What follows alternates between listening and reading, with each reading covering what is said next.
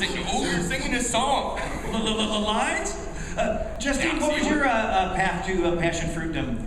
I mean, obviously we know you guys, like, this is sort of an amazing cast, because a lot of you guys were the original YouTube pioneers who just took that YouTube thing that was there and just turned it into a zillion eyeballs looking at your stuff, you know? And how did you go from that to being on Annoying Orange? I actually blamed Twitter because I was stalking Dane when I saw this Annoying Orange just popping up on the front page of YouTube. I'm like, what is this? This is amazing. This is my humor. And I would just watch them over and over, and I would tweet Dane every day, hey, can I be a fruit? Can I be a fruit, please? Please? And then one day he emailed me, and he's like, do you really want to be a fruit?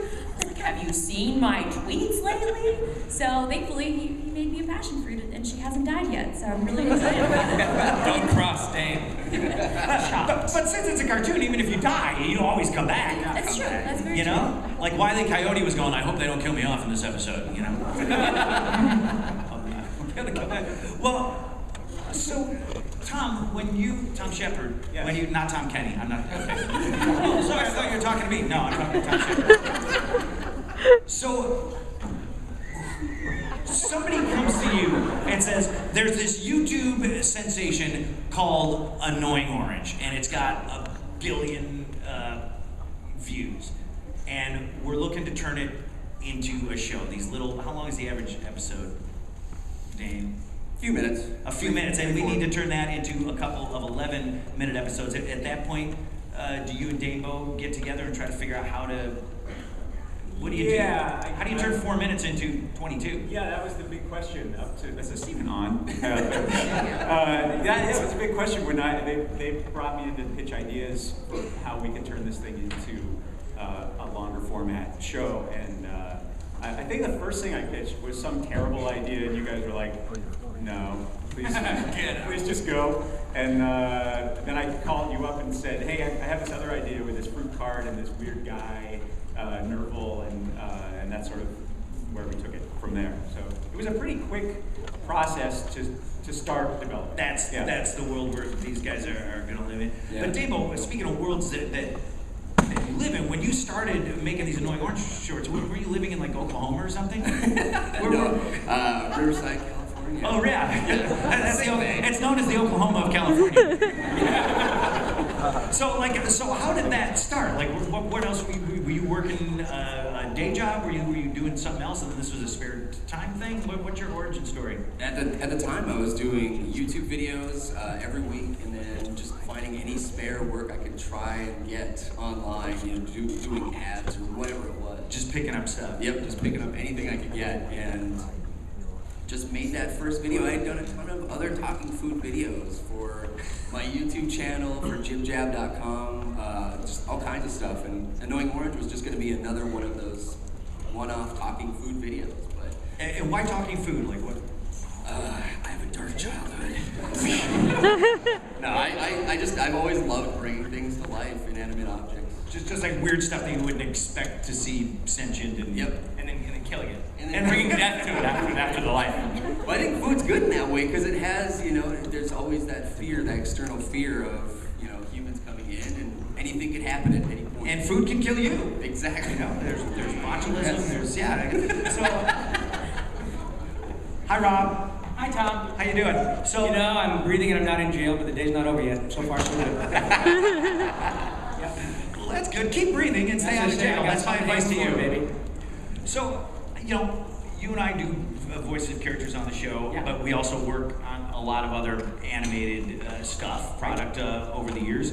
And can you describe, I know this, but these guys might not, the process of working on Annoying Orange and what makes that different from just going in and doing a regular cartoon? Because it is a little specialized and odd. That's a great question. Thank you. Yeah, because of Dane's genius and the way he sort of superimposed, human elements onto fruit. And as Tommy said earlier, God knows we've encountered many talking fruits in Hollywood on a number of occasions.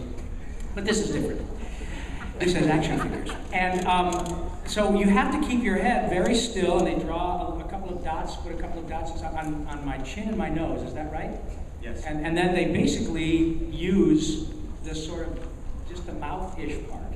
And so you keep your head pretty still, and it's a little, you can't move all over the place. So technically, it's a little bit more interesting.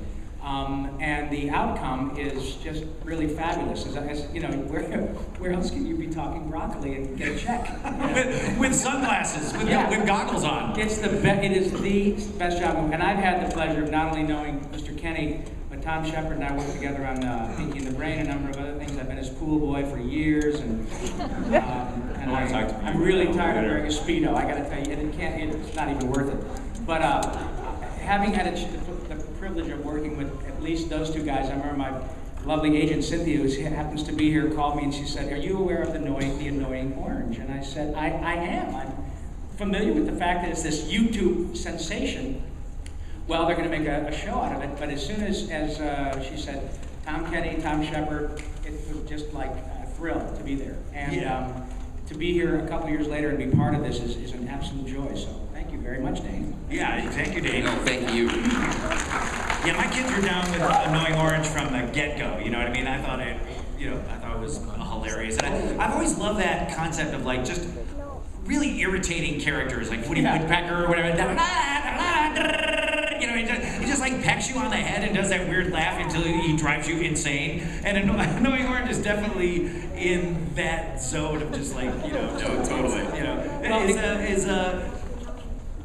is he based on anyone real? You know, I think it's a culmination of a lot of people that I've known in my life. Just, you know, annoying people that don't, you know, have social graces, all kinds of stuff. But it also comes from watching all those cartoons, Looney Tunes. There's so many annoying characters. Like you even think Scream like Squirrel, you know. Yeah. Now, you ought to know better than that. You know, it's like Yep, exactly. Hello, meathead. yeah. Screwball Squirrel has no point but to be annoying. I love that. I love that. So show me that it's a weird process because it's really hard for me to sit still. You know what I mean? Like it's really hard. So that's the hardest part of Annoying Orange for you is that you got to sit in a chair and they have a tennis ball behind my head and go, if you can feel the tennis ball on the back of your head, that means you're sitting still. And, you know, Or you're too close to the court. Yeah, exactly. Yeah. And then the ball winds up in your mouth. The next thing you know, it's Pulp Fiction. We were there. Tom Kenny, ladies and gentlemen. Yeah. I could use that to go into the Bruce Willis thing. Totally. So Weird Al Yankovic gets to do Bruce Willis in this season. Yeah, he plays Bruce Dillis, a renegade pickle in Armageddon. what a one-liner. Yeah, written by Matt Beans, who I think might be here Matt somewhere. is here. Matt, where are you? Yay! Yeah, it's sitting still is really hard for me, and I feel like I've learned this kind of Jedi, you know, being able to channel everything. You know, it's mouth acting. You know, it's mouth acting. Okay, but I've never met you, Toby, before today, and you don't really. Do you interact much with the celebrities that are guesting on the show? Like, not the ones that are voicing Fruits, probably. Some of them. The ones that appear live as themselves. Yeah, we had Gabriel Iglesias. He was this character who specializes in, you know, blending fruit. And I wanted to invite him because he's my favorite, and all my friends are fruit, and I didn't make the connection that, you know, the murder would happen. So he was he was the first, and then I think we had Dave Grohl, who was just awesome, so fun. Kylie Minogue. We've had a lot of people, but it's like a treat, like a week of talking to myself, which is what I do anyway on YouTube. And then, you know, you get to bounce off some people. It's fun, like having that dynamic. But it's also like I don't know what to do. It's just a green screen and, you know, a bunch of people that are like, do something good. I'm like, well, you edit it, you make it. It's pretty I mean, you got to do a lot of crazy physical stuff on that show in front of the green screen. Like, you know, I mean, don't you get like hung from cables and dangled around by your toes and stuff? What's the worst thing that Tom and Dane and Gary and Conrad Forced me made to you do? You know, it was all awesome. We had, I think, the most complicated thing. There was this costume of this old man, like this old wizard-looking Gandalfian fellow. And so he stepped into this new planet, and it aged him so fast because he had so many experiences. And so I had to get like a bald cap and this awesome beard, and I wanted to leave it on for as long as I could until I really looked like that because he looks cool. And I could carry a cane. So canes are awesome. But that was the most. It took like 3 hours to get the face on for that. And then I was doing my whole being energetic thing and sweating and whatnot, which is good. It's a good way to work out. It's my only workout, the show. But like you're saying, having to sit still, I asked if I could dance in the show in the beginning, and they've wanted me to like every time, and so I have to dance always now, which is awesome. Just like yourself in whatever costume until it falls off, basically. Like the wig flies off, or it's The whole costume falls off, or just the wig? all of it. Okay. They're actually Say hello to Toby, lady. They're actually there were these removable pants. They made it so my clothes all got. Aren't all sucked pants off by- removable? I guess you're right. That's a really good point. Tom Kitty, everyone.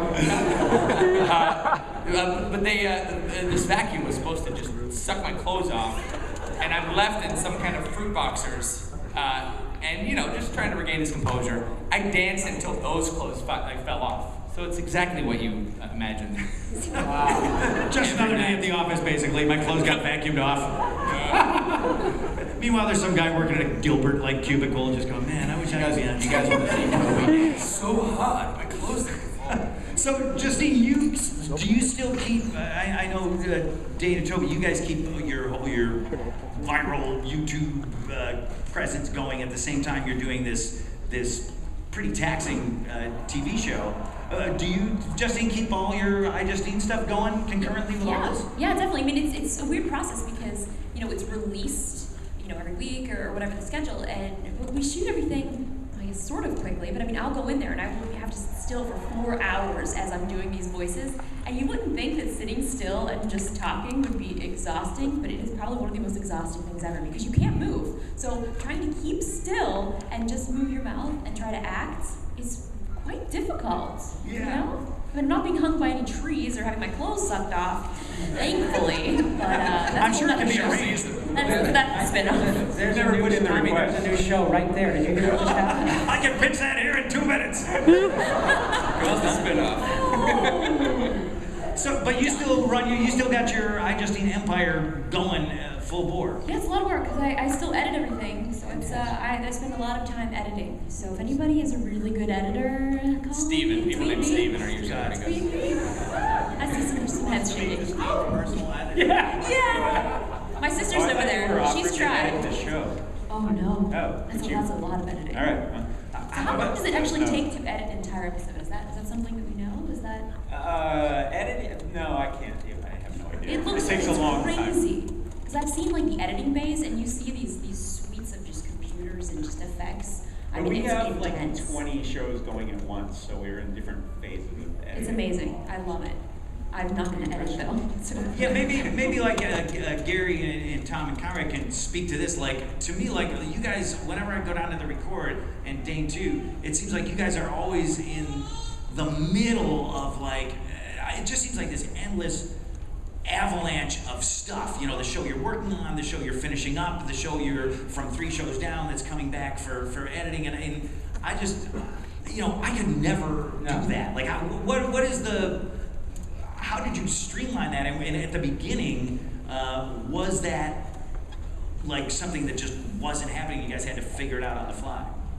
And that's for whoever wants to chime in. Yeah, I mean, early on it was sort of, we kind of were floundering around in a lot of ways, but then we streamlined it down. We basically hired people who can do like 5 different things and give them all those jobs. And so someone who's editing might also be doing 4 other things on the show. So that, that makes them, I'm not helping. Somebody else. It sounds like everybody's multitasking and just going like all Yes. the time. It's just like this crazy bucket brigade, There's a that, bucket. We have a bucket too. that never ends. I could say that we You sit in definitely took Dane's work ethic and tried to apply it to making this show, which everybody told us we couldn't make this show for television. We got turned down by probably 30 production companies and post facilities who said this is not possible to do what you guys want to do.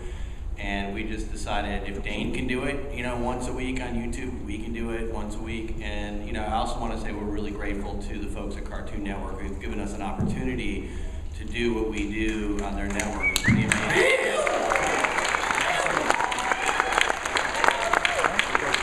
I love what you were saying. I feel like you needed like a movie backing track. Like they said it couldn't be done. We had 2 months to meet the worst deadline ever seen. It hurts really bad. That's it. 2 seconds. Yeah. Gone. It's almost gone. In a world where a guy's voice goes down in weird places, where everyone talks like this, what is going on? I don't even know. Mine's not as good. Hey, quick question, then we're gonna go to the episode. But Dane, were you approached by Gary Binko? Like, hey, I see. I think I can turn Annoying Orange into a show, and I can help you do that. Or were you out pitching around to various people? It really came about because once Annoying Orange really started taking off, it was getting like all these different business offers, and like I didn't know what was going on. I was just I'm just the guy who puts lips on fruit. Yeah, exactly. I sit in my room and that's it. So I knew I needed help, so I went around and met with a few different people, and eventually settled with Gary and the Collective because they had taken Fred, another YouTube property, and taken that to movies. And I thought, that would be a really cool opportunity to try and take something from YouTube and take it to TV or a movie or whatever it may be. So I was very intrigued by that, and that's one of the reasons. And then they made it happen. Yeah, it's definitely. We also locked the doors and started throwing tennis balls at his head. Well, it's definitely working. So we are gonna let's look at an episode or part of an episode. Hey, Tom, yes, set this puppy up, will you? This is an episode called Serial Killer, and it's our tribute to all cop shows, mostly 70s cop shows, and the Beastie Boys Sabotage, and features the most awesome Toby performance you will ever see. Yes, amazing.